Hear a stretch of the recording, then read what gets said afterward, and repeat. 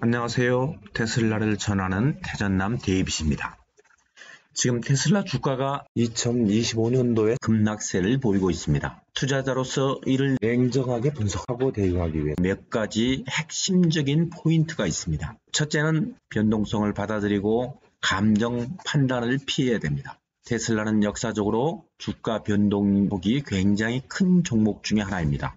2025년 들어서도 여러 가지 요인들, 예를 들어 미국 국채, 금리 상승, 전기차 시장의 경쟁 심화, 또 일론 머스크의 정치적인 행보와 관련된 불확실성, 바로 이 같은 것들이 주가에 큰 영향을 미칠 수 있습니다. 이런 상황에서 공포나 과도한 낙관론에 휘말리지 말고 본인들의 투자 목표와 리스크 허용 범위를 명확하게 점검할 필요성이 있습니다. 그 다음에 두 번째로는 테슬라의 펀더멘털을 주시하시기 바랍니다. 주가 급락이 단기적인 시장 때문인지 아니면 매출 성장 둔화나 수익성 악화 같은 근본적인 문제 때문인지를 구별해야만 합니다. 예를 들어 최근 테슬라의 차량 인도량이 시장 기대치를 밑돌거나 에너지 사업과 자율주행 기술 같은 미래 성장 동력에 대한 구체적인 진전이 부족하다면 하락의 신호일 수 있습니다. 반대로 실적 발표와 신제품 출시 같은 이벤트가 긍정적 반응을 가져올 가능성도 열어주어야 됩니다. 그래서 구체적으로 지금 테슬라가 펀더멘털로 지금 잘하고 있는지 1년, 2년, 3년 후 성장을 지속할 수 있을 것인가 아니면 없을 것인가를 판단해야 됩니다. 그래서 판단이 수년 후에는 괜찮을 거다라는 판단이 들었으면 오히려 떨어질 때 서서히 수량을 늘려나가는 것이 더 정확한 판단일 것입니다. 셋째는 거시 경제 환경을 고려해 보아야 됩니다. 금리 상승은 성장주인 테슬라에게 부정적인 영향을 미칠 수 있고 트럼프 행정부의 정책, 예를 들어서 관세라든지 전기차 보조금 축소 등 여러 가지 정책들이 산업 전반에 파장을 가져올 수 있습니다. 이런 변수들이 테슬라의 비즈니스 모델에 어떤 영향을 미칠지, 특히 북미와 중국 시장에서의 입지에 굉장히 주목해야 되고, 또한 유럽에서 지금 반 머스크 테슬라를 외치고 있는 것이 과연 언제 정도 완화될 수 있을까?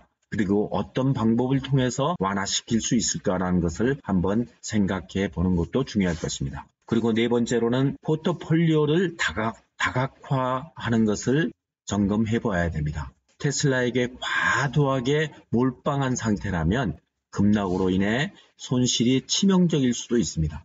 위험을 분산시키는 전략을 통해 단일 종목 의존도를 낮추는 게 현명할 수 있습니다. 많은 사람 테슬라만 투자한다고 그것은 무슨 자랑인 것처럼 말하시는 분들이 있습니다. 물론 테슬라의 미래는 확실하기 때문에 그렇게 확신을 갖고 투자하시는 분들에 대한 비난을 할 필요는 없습니다. 바로 그런 분들은 그만큼 매집이 좋아져 있습니다. 급락해도 전혀 신경 안 씁니다. 올라가도 뭐 그렇다고 해서 흥분도 하지 않습니다. 이런 분들은 괜찮은데 그냥 테슬라에 대한 완벽한 정보가 없으면서 그저 남이 좋다고 했을 때 막 사고 남이 떨어진다고 해서 팔아버리고 이럴 상태라면 테슬라에 대해서 투자하는 것은 상당히 위험한 것입니다.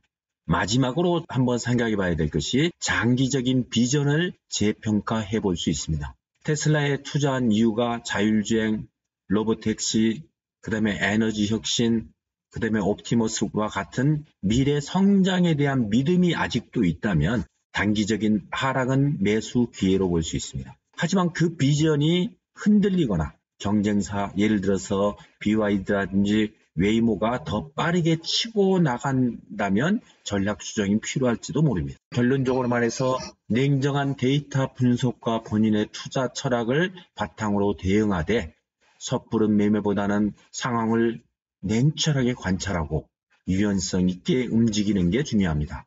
테슬라는 늘 롤러코스팅을 찬 것처럼 느껴질 때가 있습니다. 이럴 때 또 담담하게 투자를 이어갈 수 있는 분만 테슬라에 투자해야 됩니다. 오늘도 시청해 주셔서 감사합니다. 구독, 좋아요, 알람 설정해 주시고 좋은 하루 되세요. 감사합니다.